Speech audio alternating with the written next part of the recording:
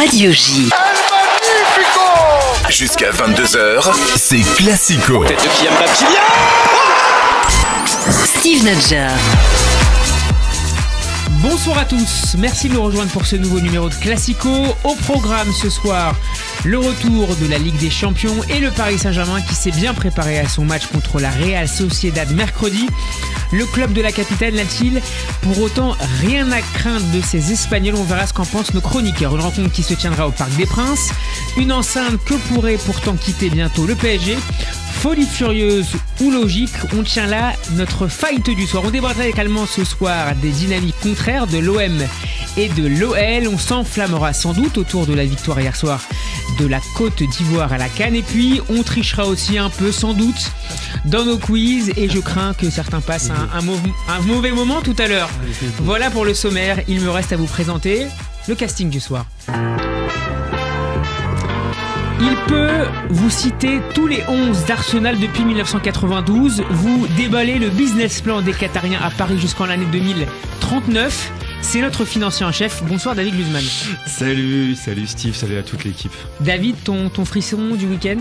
Xabi Alonso, tout simplement, qui va peut-être mettre fin à l'hégémonie 11 titres d'affilée du Bayern de Munich, qui a absolument piétiné le Bayern avec un récital collectif. Je suis très très très content pour lui et très hâte de voir où il va continuer ses aventures l'année prochaine. Et il a peut-être aussi ouvert la porte un petit peu à José Mourinho pour l'année prochaine au Bayern de Munich, ouais.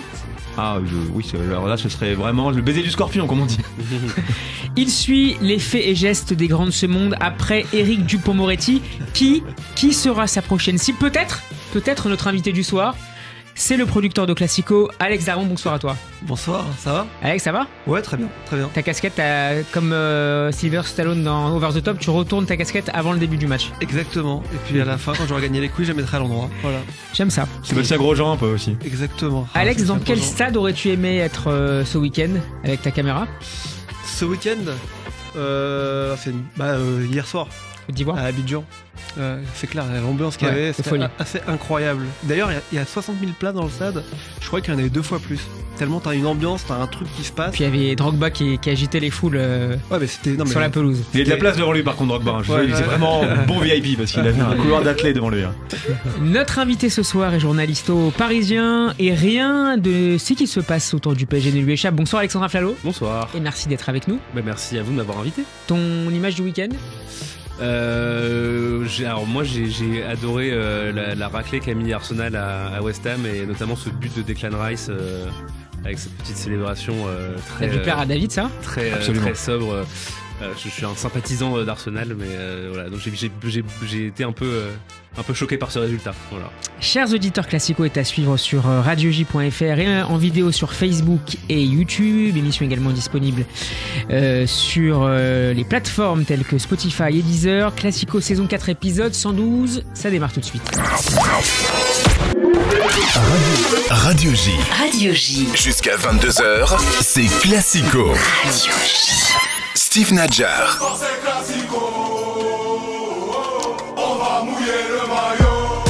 Messieurs, on commence avec le Paris Saint-Germain qui s'est rassuré samedi soir en réalisant un joli match face aux Lillois, une préparation idéale avant le match de Ligue des Champions mercredi contre la Real Sociedad.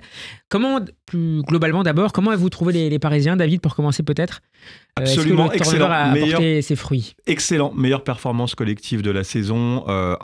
C'est la première fois que je les vois pressés de façon aussi cohérente et agressive. Je n'irai un pas jusqu'à dire que l'absence de Kylian Mbappé, qui est pas forcément performant dans tout ce qui est repli défensif. Tu préemptes le prochain débat. N'allons pas jusque là, s'il vous plaît. Je n'irai pas jusque là, mais j'ai adoré le turnover mis en place. J'ai adoré le projet collectif. J'ai adoré le fait que ils ont complètement étouffé cette équipe de Lille. Ils l'ont empêché de ressortir comme elle le fait d'habitude. Donc voilà, félicitations aux Parisiens, préparés de la meilleure des manières. Alexandre Fallot du Parisien.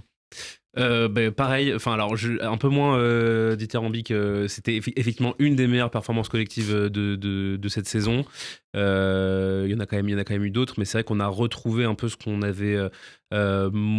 voyait moins ces dernières semaines, ces derniers mois, qui était un PSG qui pressait très haut, très intense, qui laissait pas son adversaire respirer et qui attaquait très bien de manière très cohérente.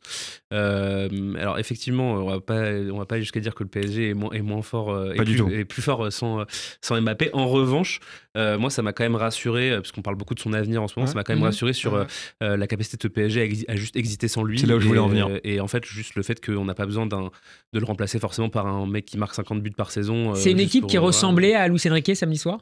Est-ce qu'il attend ? En fait, moi, ça m'a rappelé tout simplement le tout premier match de Ligue 1 de la saison, qui était le match contre Lorient, qui pour le coup était pour moi peut-être le match le plus impressionnant en termes de 80% de possession avec vraiment Lorient. Ouais. Exactement.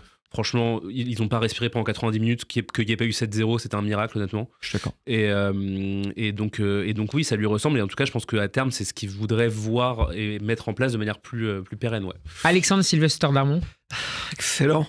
Moi j'ai beaucoup aimé aussi cette équipe samedi soir. J'ai aimé aussi le fait qu'elle prenne un but très tôt et qu'elle réagisse derrière. Parce que c'était franchement... Très tôt aussi. Ouais, direct dans la foulée. J'ai tout aimé samedi soir, même Keylor Navas au cage, qui n'a rien fait mais qui était là et qui était sympathique tout en étant là. Non mais même Marquinhos, Danilo Pereira qui MVP du match. Mais à mon avis, lui, il a pas dit son dernier mot pour mercredi soir. Et puis Ugarte qu'on retrouve un petit peu, qu'on avait perdu. Dans un schéma où tu presses, forcément, il est plus à l'aise. Voilà. Et puis l'attaque, Kolo Muani qui fait un bon match, ça a souligné aussi, c'est important parce que c'est un petit peu rassurant. Donc je sais pas si c'est le meilleur match. En tout cas, c'est le match le plus complet. Ils ont joué 90 minutes, vraiment, sincèrement. Donc bravo à eux. Les petits doutes sur Beraldo quand même. Je suis pas sûr de la pertinence du recrutement. D'ailleurs, c'est à cause de lui le but. Mais je sais pas s'il est à son poste. À gauche. Je suis pas sûr qu'il soit assez rapide pour jouer à gauche. Rapidement, votre top 3 côté parisien Keylor Navas. Non, Kolo Muani, moi je trouve qu'il a fait un super match. Ugarte, que j'ai beaucoup aimé, et Pereira. Mais il y a Marquinhos aussi qui fait un très bon match. J'ai oublié. Il y avait que lui en haut, quoi. C'est trop facile de dire que t'as oublié après. Non, mais c'est vrai, t'as raison. Ça va bien se passer cette émission. Dembélé. Vraiment, je trouve qu'il est mal servi en termes de statistiques visibles. Quel joueur. Mais comme en équipe de France. 10 passes D quand même cette saison. C'est sa 10e passe D là pour Ramos samedi soir. Donc en termes de stats, juste il a pas les stats, il a pas beaucoup de buts quoi. Exactement. Non mais c'est ce qu'on entend souvent. On regarde le prix, on l'a payé, mais très franchement en termes, je trouve il attire 2-3 défenseurs à chaque fois. Il est beaucoup plus discipliné dans le pressing. Il est sous-estimé en Ligue 1. En tout cas mal jugé. Mais il est sous-estimé tout court. Enfin, c'est-à-dire que vraiment. Il a mis du temps à démarrer quand même. Mais parce qu'il a toujours été. Ça fait partie de ces joueurs qui ont été victimes de leur prix d'achat et de leur précocité. On l'a pas payé cher. Hein. Non, je te parle en général de sa carrière. Parce que là, 50 millions d'euros, quand tu vois son niveau samedi, c'est cadeau. Objectivement, 50 millions d'euros pour un joueur comme Dembélé, qui est à ce niveau-là, et qui effectivement, je l'ai oublié, alors que c'est le MVP, même devant Danilo Pereira. Tu te dis quand même que Paris a fait une très très bonne affaire. Et d'ailleurs, tu le vois même dans son attitude, c'est pas le même Dembélé que début de saison. À l'entraînement, quand tu regardes et que tu suis un petit peu, quand tu travailles pas, ce qui est mon cas au quotidien, que tu suis les entraînements sur PSG.fr, j'encourage tout le monde à le faire, et tu te dis qu'il est de mieux en mieux dans l'équipe et que il fait des vannes, il s'acclimate et qu'il va faire du bien à cet effectif jusqu'à la fin de la saison, je pense. Alexandre Affello, c'est un des leaders du vestiaire, à sa manière. Technique, oui. Déjà, c'est un vestiaire qui s'est beaucoup francisé, qui a dans cette espèce de groupe de Français. Il a un rôle important parce que c'est un joueur quand même d'expérience. Tu posais la question tout à l'heure, est-ce qu'il est sous-estimé ? Moi, je pense pas. Je trouve qu'il est estimé à sa juste valeur. Tout le monde sait que c'est un joueur de classe mondiale. La seule chose, c'est que les blessures ont fait qu'il n'a pas pu montrer toute la classe qu'il a depuis quelques années, pendant son passage au Barça, mais tout le monde sait ce dont il est capable et ce qu'il vaut. Et oui, alors je sais pas quelle influence il a au jour le jour dans le vestiaire, mais en tout cas de ce qui s'en dégage. De un, c'est un leader technique sûr et certain. Quand il a le ballon, c'est qu'il va se passer quelque chose. Il va se passer quelque chose, pardon. Et par ailleurs, c'est un leader d'expérience, c'est un leader charismatique, quoi. Mais si on va écouter la réaction après le match de l'entraîneur du Paris Saint-Germain, Luis Enrique, au micro de Canal+. La Real Sociedad es un equipo... La Real Société est une équipe très bien faite par leur entraîneur qui joue très très bien au football et nous avons eu la chance de pouvoir jouer contre Brest et Lille juste avant eux. Pour moi, ce sont des équipes qui sont très ressemblantes en longueur, en profondeur. Ils jouent leurs objectifs, ils combinent et si on ne fait pas le pressing suffisamment, ils jouent bien. Donc ça a été Brest, Lille, ça a été deux sparring partners parfaits pour jouer. David, Brest, Lille. Brest c'est proche de. Déjà, Brest et Lille, c'est pas proche de l'un de l'autre. Brest, c'est quand même un bloc médian avec des projections très rapides, et Lille, c'est un pressing un peu plus rapide et une équipe qui veut la possession. Donc non, je pense que la Real se rapproche plus de Lille que de Brest. Après, c'est peut-être dans l'intensité et dans le défi qui va être imposé au PSG que Luis Enrique a pu trouver des similitudes.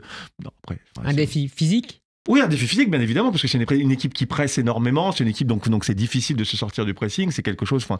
Après, c'est une équipe qui est malheureusement très impactée par les blessures. Mais c'est un défi physique et un défi technique, parce que se sortir d'un pressing aussi agressif, c'est forcément quelque chose dont le PSG n'a pas l'habitude et qui est quelque chose de compliqué. Donc oui, non, c'est un vrai défi, peut-être un peu moins compliqué que ce qu'on pensait au mois de décembre, mais c'est un vrai défi. Alexandre, je fais une petite parenthèse sur la relation de Luis Enrique aux journalistes. Je ne sais pas si tu as déjà eu l'occasion de le croiser, voire de l'interroger. Oui. Qu'est-ce que tu en penses de tout ça? Il est pas fan de l'exercice, quoi. Pour le moins. Il est pas fan de l'exercice. Après, pour sa défense, toutes les questions sont pas toujours brillantes, quoi. En fait, il y a des arguments pour lui, des arguments contre lui. Honnêtement. Toutes les questions sont pas toujours celles qu'il voudrait, c'est-à-dire des questions sur le jeu, des questions sur. Il ne répond pas toujours, y compris aux questions sur le jeu. Mais quand on lui pose des questions qui sont des questions que nous on estime plutôt pertinentes sur le jeu, sur des aspects du jeu qu'on aimerait bien savoir, sur des choses qui développent, qu'on aimerait bien aussi creuser un petit peu, il répond à côté ou il répond pas, et du coup voilà, donc c'est frustrant pour nous. Maintenant, non, voilà, on peut rien faire. Hein. Alex, sur la com de Luis Enrique. Moi j'adore, je trouve que ça l'emmerde, il répond pas, voilà. Au moins et puis il répond. Un peu ironique souvent. Voilà, aussi. Il défend ses joueurs. Moi je trouve qu'il fait du bon boulot, Luis Enrique. Donc au-delà de la com, c'est pas ce qu'on lui demande de faire de la com, on lui demande de gagner des matchs, de jouer au football. Ça fait partie du job quand on est un entraîneur du PSG. D'accord, mais bon, je préfère l'essentiel, certes. Au moins il dit la vérité. Quand on avait Pochettino, il disait jamais la. Quand les joueurs font un mauvais match, il est pas content. Deuxième mi-temps contre Brest, il est venu en conférence de presse, il dit je suis pas content, c'est pas normal, on fait un mauvais match. Et au-delà de ça, je trouve qu'il fait du bon boulot, parce que là, on parle de Ligue des Champions au mois de février. On arrive au mois de février, c'est la première fois qu'on a une équipe complète. C'est la première fois qu'on n'a pas de blessés. Alors, il n'y a pas de Neymar. Peut-être que s'il y avait eu Neymar, on aurait eu un blessé. Et Verratti. Non, mais c'est la première fois qu'on arrive avec un groupe complet, qu'on arrive aussi, entre guillemets, c'est le PSG, il faut toujours faire gaffe avant un 8e de finale de Ligue des Champions, qu'on arrive aussi serein en se disant que s'ils font une connerie mercredi soir, c'est parce qu'ils ne sont pas concentrés. C'est pas un problème de jeu, d'intensité, ce que vous voulez. Ils ont tous les joueurs à disposition, ils ont un bel effectif, ils ont un bon banc, et il y a un bon rythme. Il se passe quelque chose dans cette équipe. Est-ce que vous attendiez davantage de l'équipe de Fonseca samedi soir ? Oui, clairement, mais après, moi, ce que j'aime bien, c'est qu'il s'est pas dénaturé. Moi, paradoxalement, j'avais adoré un des matchs de Fonseca les plus aboutis, c'est le 7-1 à domicile qui perd contre l'année dernière, au mois d'août. Contre le PSG, non, mais contre le PSG, c'est 7-1, c'est 6-1, où vraiment, alors au-delà du résultat, je trouve qu'il a répondu dans le jeu à ce que le PSG voulait mettre en place, qui était quand même quelque chose d'assez drastique, et c'est quelque chose que j'aime vraiment. Il y a un but sur le coup d'envoi, non, c'est ce match-là ? Ouais, exactement. Moi, c'est vraiment ce que j'aime chez Fonseca, c'est que il peut jouer clairement ou il peut jouer le PSG, il va pas renier ses principes, il va prendre des risques. On l'a vu avec Alexandro, il a été victime d'erreurs individuelles, dont d'une performance catastrophique d'Alexandro qui n'était pas sûr de débuter, mais au moins il essaie de répondre avec ses convictions, avec ses principes, et c'est vraiment quelque chose qui manque en Ligue 1. Un entraîneur à conviction et pas à conviction à géométrie variable, c'est quelque chose qui manque en Ligue 1. Donc moi je le reprocherai jamais en fait de. Vous auriez apprécié de voir Fonseca à l'OM cette saison ? Son nom avait été avancé lors du dernier mercato d'été. Franchement, ça m'est complètement égal. Je ne pense pas à l'OM. Non, mais c'est pas que je pense pas. Le problème de l'OM, c'est pas le coach. Enfin, Gattuso. On va y revenir, mais c'est juste pour terminer sur Fonseca. On va parler de l'OM après. C'est juste sur Fonseca. Non, mais Fonseca à l'OM, je sais pas, avec l'équipe qui a, il aurait fait quelque chose. Tu penses vraiment à l'OM ? Je pense pas. Je sais pas. Là, à Lille, t'as un bon groupe. t'as des jeux. Si t'as un bon groupe. Non, moi je trouve que là il s'est étoffé, mais le 11 de départ, il est vraiment rachitique. Il a joué pendant longtemps en fait. Il est bien plus cohérent que celui de l'OM. Bah je suis pas d'accord. Moi, regarde, il a joué qu'avec un avant-centre pendant toute la saison. Là, il y a un deuxième qui vient d'arriver, André Cilic, mais qui vient de se blesser. Non, mais peut-être au moment t'as une cohérence, même s'il y a personne avant-centre. Parce qu'il a à l'OM, t'as aucune cohérence. Bah parce qu'il a construit. Bon, messieurs, je veux pas qu'on parle de tout de suite. David, tu lançais le débat tout à l'heure sur Mbappé. Mbappé convalescent après sa blessure à la cheville. Alexandre Aflalo, est-ce qu'il n'aurait pas dû malgré tout rentrer un petit quart d'heure samedi? Non, je suis pas convaincu. Je pense que de toute façon, Luis Enrique là pour le coup l'a dit assez clairement. Ça servait à rien de prendre des risques. Le PSG avait ce match vraiment en main. Mbappé, il a mine de rien, enfin, même si après le match il boitait pas et que enfin, il a pris quand même un gros tacle, il a pris une grosse semelle. Et honnêtement, je pense que même n'importe quel humain normalement constitué se serait cassé 4 fois la cheville sur le coup. L'élasticité. Non, là c'est assez fou. Donc non, je pense que c'était beaucoup plus. En fait, c'est beaucoup plus précieux pour le PSG de l'avoir en pleine forme pour la Real Sociedad que de le faire jouer 15 minutes pour.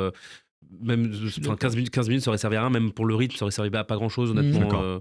Franchement c'était mieux qu'il se repose et qu'il soit en forme à 100% pour la Real Sociedad. Celui qui en a profité samedi, c'est Gonzalo Ramos, qui a marqué, qui travaille beaucoup pour l'équipe. Est-ce qu'il ne peut pas être autre chose qu'à t'enlever la casquette, Alex? Ouais. Ok. Parce que là on va parler de Gonzalo Ramos. Est-ce qu'il ne peut pas être autre chose que le titulaire en cas de blessure ou d'absence de Mbappé? Est-ce qu'il n'a pas sa place dans le 11? Je sais pas, c'est compliqué, t'as beaucoup de joueurs à Paris quand même. Hein. Là aujourd'hui, tu peux le mettre effectivement titulaire. Moi j'adore ce joueur, je comprends pas qu'il joue aussi peu, mais c'est comme Mukiele. Je disais que j'adorais Enrique, mais il a quand même des joueurs avec lesquels il s'entend pas. Aujourd'hui Ramos en fait partie. Pourquoi tu dis ça? Parce qu'il joue pas, il joue jamais. Là, c'est pas une question forcément d'entendre. Si, ouais, tu penses que... Tactiquement, je pense que oui. Je pense qu'il rentre pas dans son idée, comme Mukiele ne rentre pas dans son idée, alors que Mukiele fait un très bon match samedi soir. Donc, Mukiele, on parle aussi de son comportement dans la semaine, enfin, on a parlé de ses sorties. Oui, bon, ok, mais j'en sais rien. Il y en a plein dans l'équipe, à mon avis, qui sortent le samedi soir ou le vendredi et qui jouent quand même. Tu les vois, toi, le samedi soir en boîte? Non, j'ai arrêté il y a longtemps d'aller en boîte. Mais oui, Ramos, il pourrait jouer plus, mais à la place de qui? À la place de Kolo Muani? Ouais, c'est un choix. Après, il a fait son choix. Il veut mettre il n'est pas meilleur, messieurs, que David. Pour moi, Ramos, c'est meilleur que Kolo Muani. Il n'est pas meilleur que Kolo Muani? Je ne sais pas s'il est joué. Non, mais c'est différent. En fait, pour moi, Ramos et Kolo Muani, en fait, seront libérés par le départ d'Mbappé. En fait, c'est terrible à dire, mais leur meilleur match à eux deux cette saison, c'est celui de Lille et celui contre Marseille. Contre Marseille, il s'était passé quoi? Mbappé était sorti blessé au bout de 20 minutes et du coup, c'est eux qui avaient dû un peu prendre les choses en main. En fait, moi, je suis effectivement, j'aime beaucoup ce joueur aussi. Le problème, c'est que quand Mbappé est sur le terrain, déjà, il joue dans l'axe, donc fatalement, c'est pas lui qui va commencer. Et lorsqu'il joue à gauche, il se repositionne dans l'axe en permanence. Même s'il joue à gauche, en fait, quand Mbappé est là, il va pas y avoir ces schémas de passe où ils vont aller chercher l'attaquant dans le centre ou en retrait, dans la surface, etc. En fait, ils vont essayer, que ce soit Dembélé ou Mbappé, de déborder, rentrer, frapper, déborder, rentrer, frapper, ou déborder, rentrer et trouver le mec sur l'autre aile, etc. Mais ils vont pas chercher leur numéro 9. Et c'est pour ça que ça fonctionnait pas ni avec lui ni avec Kolo Muani. C'était qu'en fait, ils étaient pas trouvés, ils étaient pas cherchés, ils avaient pas de ballon en fait pendant tout le match. Et en fait, quand ces deux-là jouent et qu'il n'y a pas Mbappé, ça va mieux pour eux. Mais bon, après, voilà, c'est à eux aussi de s'adapter, de proposer autre chose, de se plier un peu à ça pendant que Mbappé est là. Et puis si Mbappé s'en va, à ce moment-là, ils auront une autre place dans l'effectif. David, l'optimisme pour Ramos, mais à partir de la saison prochaine. Il est victime de facteurs externes. Il est victime de quelqu'un qui s'appelle Bradley Barcola, qui a émergé qui occupe. Et les deux au large, c'est Dembélé, Barcola qui occupent les côtés. Mais là, c'est une compétition saine. Oui, saine complètement, mais lui, en fait, c'est même pas de la sous-performance, c'est du fait qu'il est victime du fait que les côtés soient occupés avec un joueur dont on n'attendait pas qu'il soit performant aussi vite et de façon aussi régulière, c'est Bradley Barcola, et aussi victime par ce qui est encore toujours le point faible du PSG, c'est la relative faiblesse du milieu qui a remisé le 4-2-4 complètement au vestiaire. On a dû renforcer un peu le milieu, et voilà, après, il y a que 3 places devant, donc le large, c'est Dembélé, Barcola et Mbappé. Et par ailleurs, Kolo Muani a la chance d'être un peu polyvalent et donc du coup il peut grappiller du temps de jeu à droite, à gauche. Ramos, alors Luis Enrique a fait rentrer plusieurs fois Ramos à gauche, mais enfin bon. C'est plus des circonstances de match pour bloquer un couloir. Et ils sont de toute façon les deux meilleurs quand ils sont dans l'axe. Et contre Lille en l'occurrence, Kolo Muani a été replacé dans l'axe quand Ramos est sorti, et ça s'est beaucoup mieux passé pour lui aussi. Mais je trouve Ramos un chouïa plus polyvalent dans le rythme de match dans lequel tu peux l'utiliser. Autant pour moi, Kolo Muani c'est vraiment un joueur de transition. Autant Ramos ça peut être un joueur de transition et un joueur de position. C'est l'avantage au jeu. Et puis il défend beaucoup, mais on rappelle Cavani des fois. Dans les côtés défense un peu repliés, il peut amener du poids dans la surface, jouer ce rôle de planche, de pivot un peu. Je trouve qu'il apporte tactiquement, il a un peu plus de ressources que Kolo Muani. Mais dans tous les cas, les deux, il faut leur laisser du temps. Absolument. Parce que c'est des mecs qui ont beaucoup de potentiel, beaucoup de ressources. Et faut pas du tout les enterrer tout de suite. Absolument. Mais si on va écouter Danilo Pereira au micro cette fois d'Alexandre Ruiz pour Free Ligue 1. Qu'est-ce qu'on l'aime. Ça va être difficile. Real Sociedad, c'est une équipe qui aime avoir le ballon, comme Lille. Et alors, si on fait le pressing qu'on a fait aujourd'hui, si on garde le ballon comme on a gardé aujourd'hui, ça va être plus facile. Messieurs, qui sont vos favoris au milieu de terrain mercredi? Mais il ne jouera pas au milieu de terrain, lui, de toute façon. Danilo, certainement, mais, non, mais à donc, côté de ces questions, là, Steve. Mais j'enchaîne, c'est l'enchaînement, la transition pour parler du milieu de terrain. Apparemment, il y a une place encore libre à trancher entre Fabien Ruiz ou Ugarte qui est votre favori. Alexandre Aflalo, c'est l'invité, on va démarrer avec lui. Alors, Alexandre. Moi, je pense que ce sera Fabien Ruiz, mais j'aimerais que ce soit Ugarte. Pourquoi? Voilà. Parce que je pense que c'est marrant parce que, pardon, je fais une petite parenthèse parce que j'étais à France Bleu juste avant et on a eu ce même débat. Non, c'est ça. On a eu ce même débat exactement, et du coup je vais redire exactement la même phrase. En fait, je pense que à leur plus bas niveau, ces deux joueurs-là, ils sont tout aussi médiocres l'un que l'autre. Mais à leur meilleur niveau, Ugarte est bien meilleur que Fabien Ruiz. Et du coup, dans le doute, je me dis que je préférerais avoir un excellent Ugarte, plutôt qu'un Fabien Ruiz qui pourrait se faire un peu noyer dans un milieu de la Real Sociedad, qui pourrait aller un peu trop vite pour lui, parce qu'on sait qu'il n'est pas non plus... alors même si le PSG va beaucoup avoir le ballon, mais c'est un match où ça peut aussi aller très très vite. Et j'ai plus confiance en Ugarte pour ce match. Mais je pense que Vitinha, Zaïre, c'est sûr. Tu vois, a priori, ouais. David et Ugarte, moi, pour un schéma de... Alors, je m'imagine un peu la rencontre comme le match contre Dortmund, où Enrique va vouloir peut-être être agressif rapidement, et c'est vrai qu'Ugarte, pour aller chercher haut, pour aller ennuyer la première relance, il est vraiment plus efficient qu'un Fabien Ruiz, qui est plus un joueur de tempo, de contrôler le tempo. Donc, moi, dans ce schéma, je vois bien plus Ugarte. Alex? Je suis d'accord. mais même si j'aime beaucoup de plus en plus Fabien Ruiz, honnêtement, je trouve qu'il a élevé son niveau de jeu. Je le voyais pas revenir. En plus, il s'est blessé il y a pas longtemps. Je le voyais pas revenir aussi vite et aussi à l'aise. Donc voilà, je suis d'accord pour Ugarte, pour faire commencer Ugarte. Après, si c'est Ruiz, ça me dérangera pas parce que je pense que ça voudra dire qu'il y a un plan de jeu associé. Et sachez que c'est l'Italien Marco Guida qui a été désigné comme arbitre de cette rencontre, arbitre apparemment assez peu expérimenté.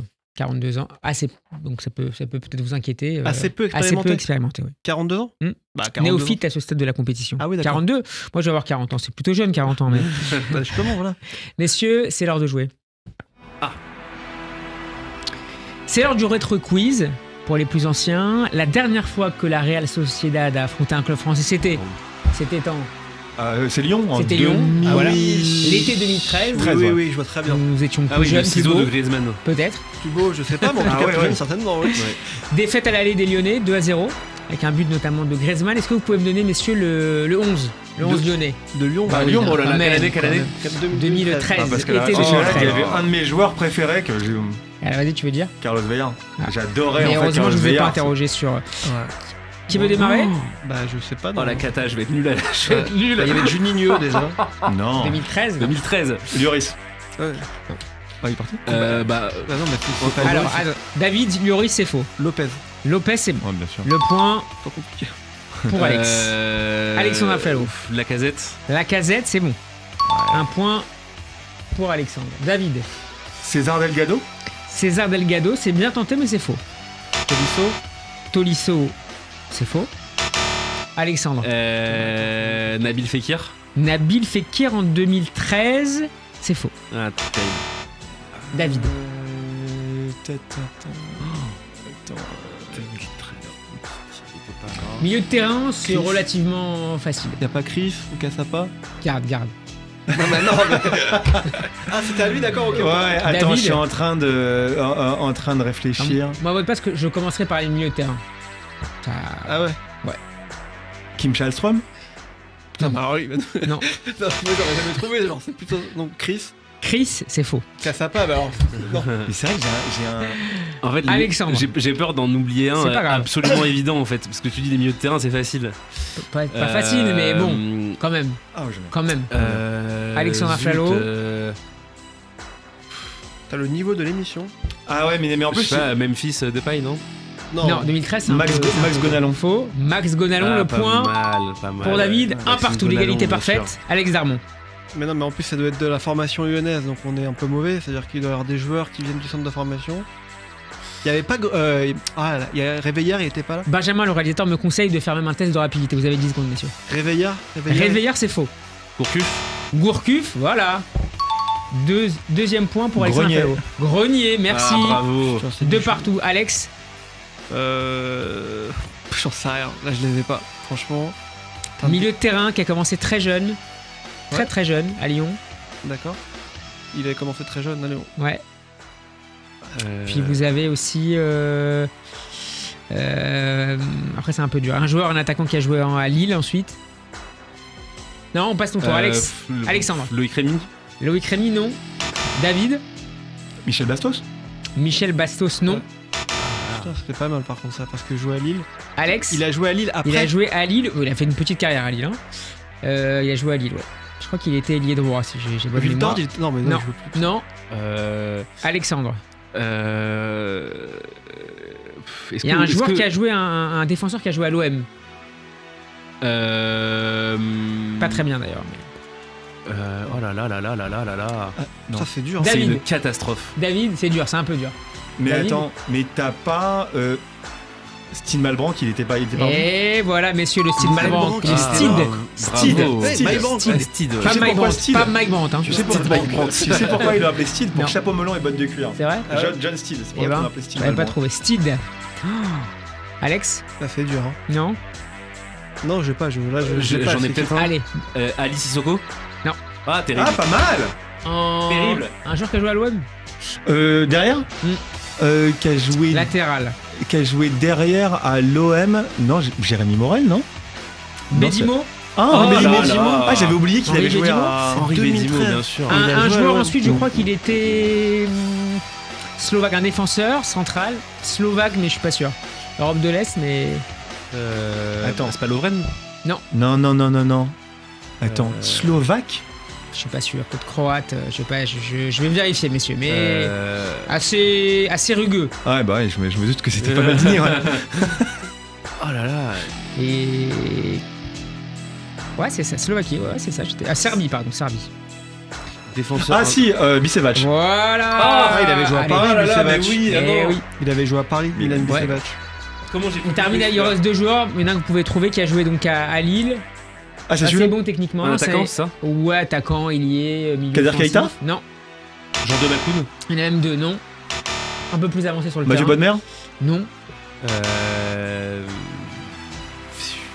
C'est quoi la première lettre? B. De son nom de famille, c'est B?